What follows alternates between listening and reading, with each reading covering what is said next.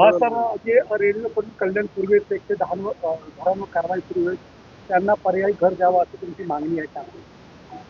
रेल्वेच्या माध्यमातून मिलिंद नगर आणि आनंदवाडी या परिसरामध्ये साधारण 110 घरांना रेल्वेने नोटीस दिलेल्या आहेत. काही लोकांना थोडं कारवाई केली आणि त्यांना MMRDच्या माध्यमातून त्यांना पळस पे या ठिकाणी घरं देण्याचं रेल्वेने ठरवलेलं आहे. आम्ही आयुक्तांना यासाठी, मी प्रमोद पिंगळे असतील आणि आमचे बाळा पिंगळे असतील, आमची प्रामुख्याने मागणी आहे की आमचे जे 110 लोक आहेत हे BSCBमध्ये आपले जे घरं आहेत, तर त्या 110 जे लोकांनी ज्या लोकांचे ते तिथं विस्थापित होतील त्यांना या BSCBमध्ये त्यांना तिकडं घरं उपलब्ध करून देण्यासाठी आम्ही आयुक्तांना तशी मागणी केलेली आहे.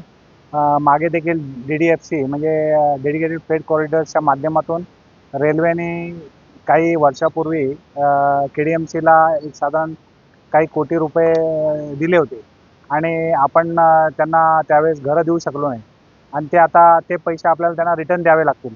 म्हणून आमची अशी मागणी आहे की जर त्यांना पैसे रिटर्न द्यायचे असेल तर त्यांना त्या पैशाच्या पैशाच्या पोटी आपल्या जर 110 घरं जर यांना आपण BSCBमध्ये दिले तर रेल्वेचे जे देणारे पैसे ते देखील वाचतील आणि आपल्याला जे लोक इथं जे कल्याण पूर्वेतून जे विस्थापित होतील त्यांना तुमच्या कल्याणमध्येच त्यांचं पुनर्वसन होईल.